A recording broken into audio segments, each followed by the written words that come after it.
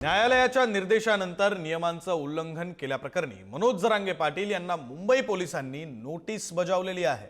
आंदोलन करण्यासाठी न्यायालय आणि पोलीस यांनी देण्यात आलेल्या अटी व शर्तींचं उल्लंघन करण्यात आल्यानं जरांगे पाटील यांनी मागितलेल्या आंदोलनाच्या परवानगी नाकारण्यात आलेली आहे।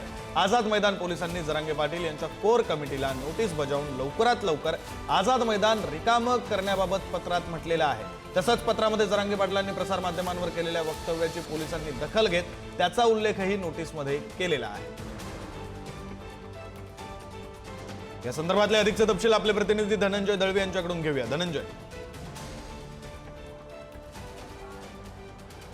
विक्रांत, आपण जर पाहिलं तर न्यायालयाने दिलेल्या निर्देशनाचं उल्लंघन केल्याप्रकरणी आता मुंबई पोलिसांनी मनोज जरांगे पाटील यांच्या कोर कमिटीला नोटीस बजावलेली आहे। यामध्ये आपण जर पाहिलं तर ज्या नियम व अटी शर्ती दिल्या होत्या त्याचं पालन केलं गेलं नाहीये, त्याचा उल्लंघन केलं गेलं आणि त्यामुळे ही नोटीस बजावण्यात आली आणि आझाद मैदानचा परिसर हा मोकळा करण्याचे आदेश सुद्धा मुंबई पोलिसांकडून देण्यात आलेले आहे।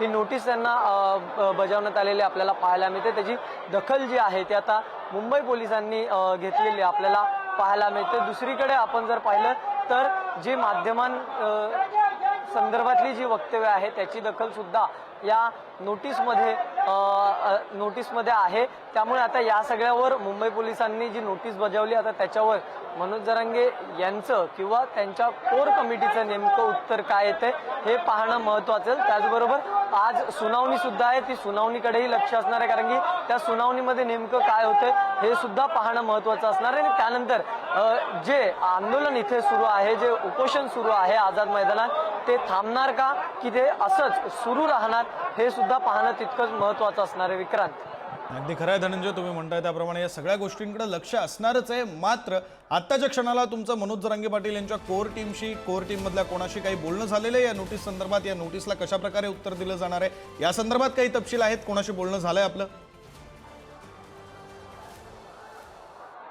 अद्याप या सगळ्या संदर्भातली अधिकृत माहिती कोर कमिटीकडून मिळालेली नाहीये। मात्र मुंबई पोलिसांनी जी नोटीस जारी केली ती आपल्याकडे आहे आणि त्या मार्फत ही नोटीस जी आहे ती मनोज जरांगे यांना देण्यात आलेली आहे, म्हणजे त्यांच्या कोर कमिटीकडे ती सुपूर्द करण्यात आलेली आहे। आता याचं प्रतिउत्तर नेमकं कोर कमिटी काय देते, त्याला काय नेमकं उत्तर देते हे सगळं पाहणं महत्त्वाचं असणार आहे। आझाद मैदान रिकामं करायला सांगितलेलं आहे, त्यामुळे आझाद मैदानातून हे आंदोलक जाणार का किंवा नेमकी आंदोलनाची पुढची भूमिका किंवा दिशा काय असेल ते स्वतः मनोज जरांगे पाटील नेमकं काय सांगतात हे सगळं पाहणं महत्त्वाचं असणार। विक्रांत, बरं, धन्यवाद धनंजय या सगळ्या तपशिलांसाठी।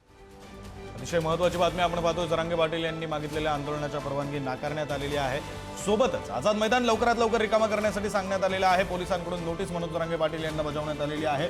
मनोज जरांगे पाटील यांच्या कोर टीमकडे ही नोटीस देण्यात आलेली आहे। न्यायालयाच्या निर्देशानंतर मनोज जरांगेंना मुंबई पोलिसांनी आता नोटीस बजावलेली आहे।